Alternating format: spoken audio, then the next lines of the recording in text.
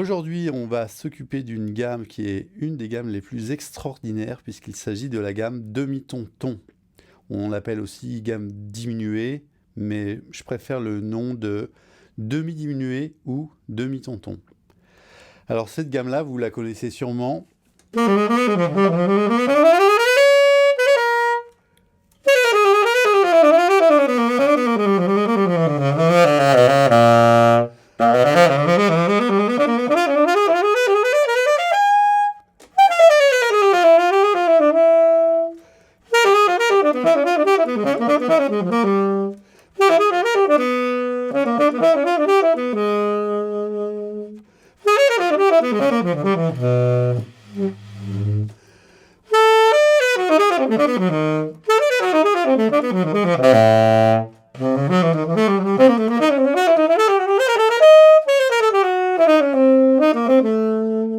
Voilà, elle permet vraiment de créer des phrases très symétriques et on va prendre aujourd'hui une façon d'apprendre à se servir de cette gamme. Moi, quand j'ai appris à jouer cette gamme-là, j'ai juste appris que c'était une gamme demi-ton-ton. Donc je l'ai apprise, j'ai appris des motifs sur cette gamme-là.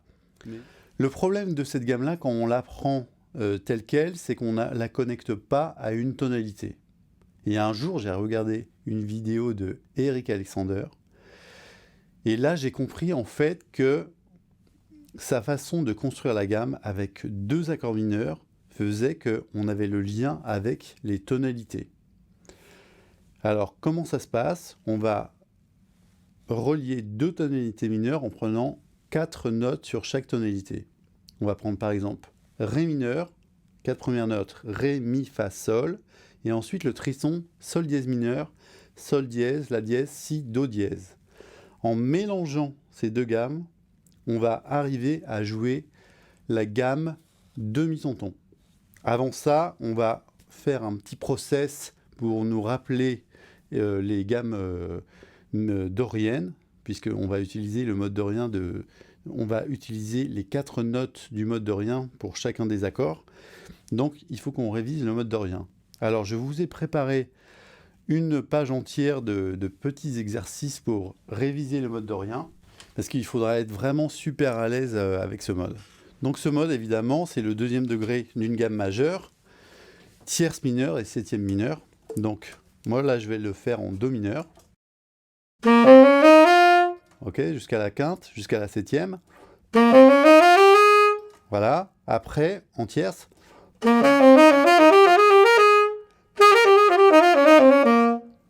Maintenant, avec d'autres figures, toujours en tierce.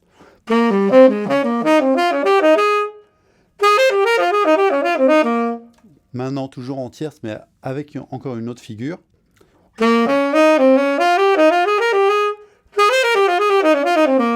Ok.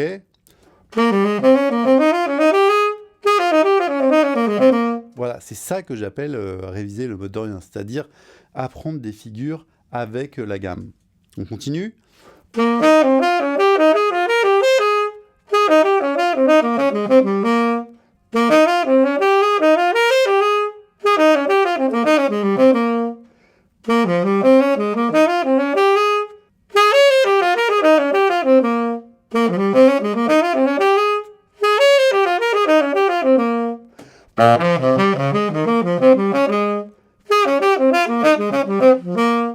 Voilà, ça c'est tous les exercices que je vous propose.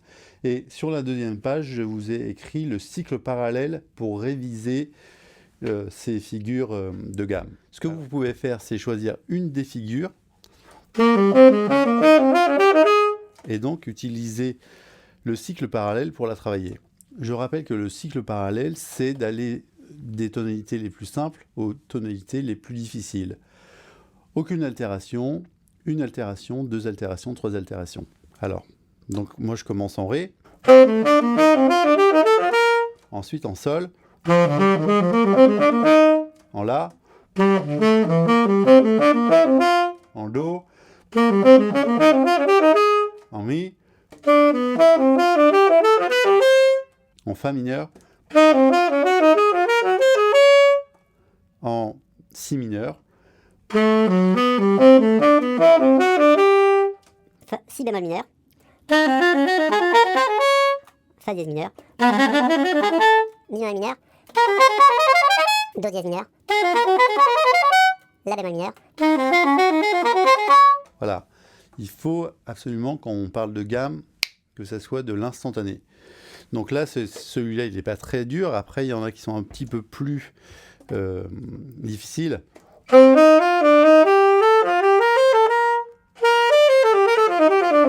Voilà, celui-là, il est un petit peu plus difficile, mais ça vient.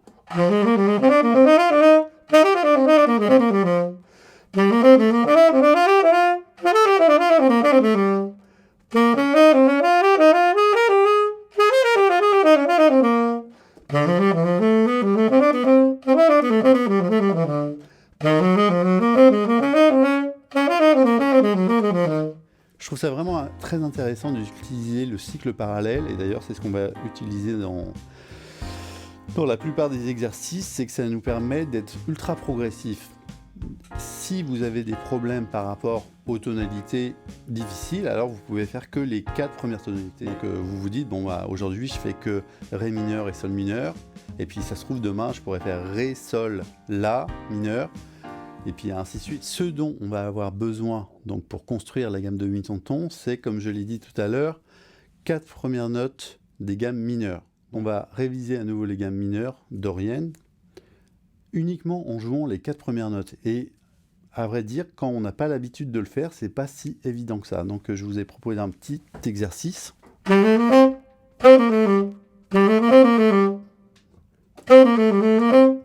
Donc il y a 6 mesures, et j'ai fait 6 mesures pour que entre chaque phrase, il y ait un temps de repos pour que notre esprit ait le temps de bien comprendre ce qui se passe et bien enregistrer la phrase. Donc là, je vous propose plusieurs cycles. Donc le cycle parallèle, le cycle des quintes et un cycle en tierce mineure.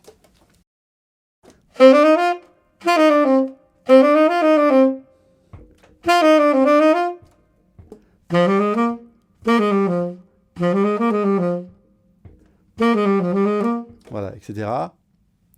Le cycle des quintes.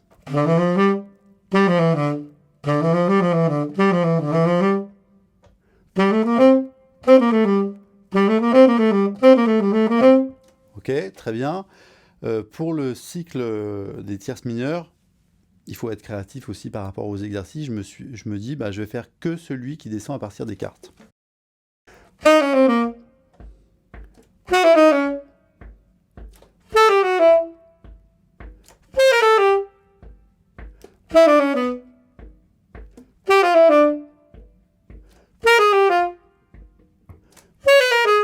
Voilà, c'est vraiment important aussi que vous fassiez preuve d'initiative et que chacun de vous trouve ses propres exercices, choisisse un exercice, choisisse la façon dont il veut jouer l'exercice. Donc le prochain exercice, vous pourrez le jouer avec l'audio, et d'ailleurs vous pourrez l'écouter juste après mon petit exemple. Donc là, on va devoir associer, comme je l'ai dit en début de cours, un accord et son accord au triton. Donc par exemple, Ré mineur et La bémol mineur. Donc dans le premier exemple que j'ai écrit Do mineur et Fa dièse mineur. Comme je l'ai dit aussi tout à l'heure, les 4 premières notes de Do mineur et les 4 premières notes de Fa dièse mineur. Les 4 premières notes de Do mineur et les 4 premières notes de Fa dièse mineur. Et ensuite, en associant ces deux gammes, j'ai une gamme qui pour l'instant n'est pas la gamme demi-tonton, mais qui contient les mêmes notes que la gamme demi-tonton. Et vous verrez que ça sonne vraiment super bien. Vous écouterez l'audio juste après mes exemples, là, et vous verrez que ça sonne super bien. Donc, je vous ai écrit toute la page avec les différentes tonalités.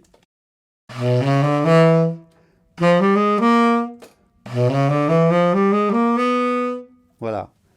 Alors pourquoi est-ce que je fais Do mineur, Fa dièse mineur et après je joue ça sur un 2-5-1? C'est pour relier cette phrase à une tonalité. Donc, mes premières notes, ce sont Do, Ré, Mi bémol, Fa. Ensuite, mes autres notes sont Fa dièse, Sol dièse, La, Si. Et moi, je décide, vu que mon premier accord, c'est Do mineur, que je vais sur si bémol. Comme si je faisais do mineur, fa 7, si bémol. Et fa dièse mineur sur fa 7, ça sonne mortel. Alors je vais vous le jouer.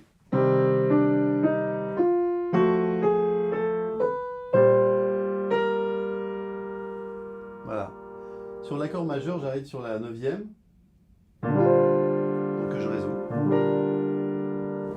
Voilà. C'est pour ça que je dis que c'est vraiment une super méthode d'apprendre en associant les deux accords mineurs. C'est parce qu'après, on va relier tout ça à des tonalités. Et en fait, vous avez bien compris que mon premier accord, ça donne la tonalité. Do mineur, c'est le deuxième degré de si bémol majeur. Donc j'ai joué do mineur, fa dièse mineur sur fa 7, et donc j'arrive sur si bémol majeur. Si je commence par fa dièse mineur, alors mon deuxième accord, ça sera do mineur. Fa dièse mineur, ça va aller en mi majeur. Donc je vais jouer fa dièse mineur sur fa dièse mineur, do mineur sur si 7, et ensuite je finis sur mi majeur.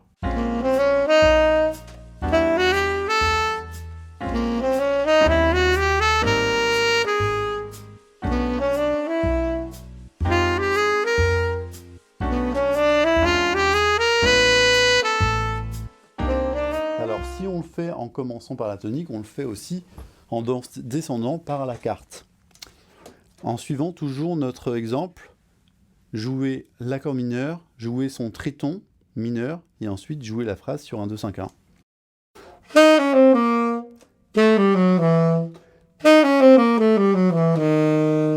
Ok, donc mon do mineur sur le piano c'est...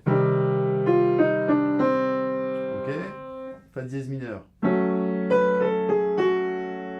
Ok, vous avez bien compris que je commence par la quarte du mineur. Ok, donc je fais ma phrase à l'envers.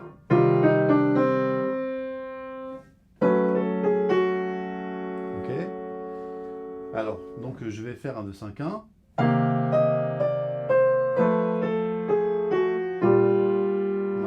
Voilà ce que ça donne sur le 2-5-1, donc ça sonne vraiment super bien et on va s'habituer à jouer ce genre de choses. On voit aussi qu'en reliant certains accords entre eux, on a toujours les mêmes notes. Par exemple, do mineur et fa dièse mineur. Ok. Si je relie fa dièse mineur et do mineur, ben, ça fera la même chose. Ce sont toujours les mêmes notes, mais on ne commence pas avec la même tonique. Ensuite, si je relie la mineur et mi bémol mineur, j'aurai exactement les mêmes notes qu'avec do mineur et fa dièse mineur. Mais je ne commence pas par la même tonique.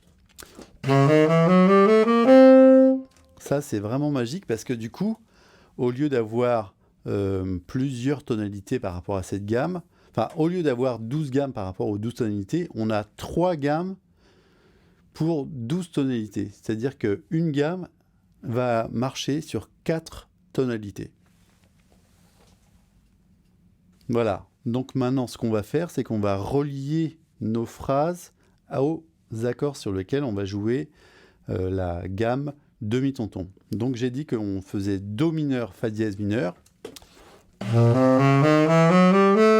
Ok. Do mineur, son accord de dominante, c'est fa 7. Fa 7, c'est l'accord qui est associé à do mineur. Donc je vais rejouer exactement la même phrase que je viens de faire, sauf que je commence par la note fa. Et là, j'ai ma gamme demi-tonton. Okay, donc vous voyez qu'en associant do mineur, fa dièse mineur, et en commençant par la tonique fa, j'arrive à ma phrase, à ma gamme demi-tonton. Ou aussi demi-diminué. Donc là, c'est pareil, on va le faire dans plusieurs tonalités. Là, j'ai joué do dièse mineur, sol mineur. Do dièse mineur, son accord de dominante, c'est fa dièse 7. Donc je vais rejouer la phrase que je viens de jouer, mais à partir de fa dièse. Ok. On continue. Ré mineur, donc plus la bémol mineur.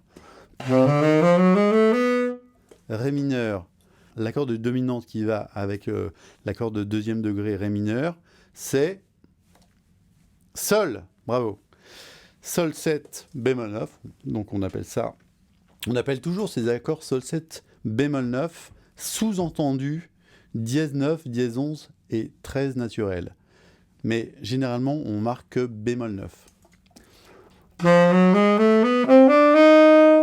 faut bien comprendre aussi une chose qui est très importante, et je ne l'ai pas dit au début du cours, c'est qu'en fait, on se sert de cette gamme demi-diminuée ou demi-tonton sur un dessin qui va en majeur. Parce qu'on a une sixte majeure, et que la sixte majeure, c'est la tierce de l'accord majeur qui vient après. Par exemple, sur Sol 7, la sixte, c'est un Mi bécard, et le Mi bécard, il apparaît sur l'accord d'après qui est Do majeur, Do, Mi, Sol, Do. Voilà. Alors, étant donné qu'on a travaillé cette gamme en montant, maintenant on va la travailler en descendant, et on va jouer la résolution.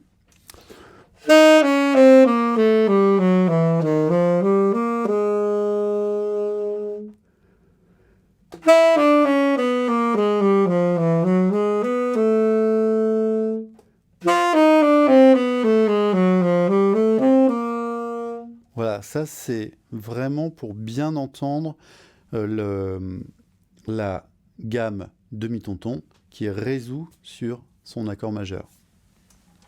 Par exemple, Fa7 bémol 9, ça va résoudre sur Si bémol majeur.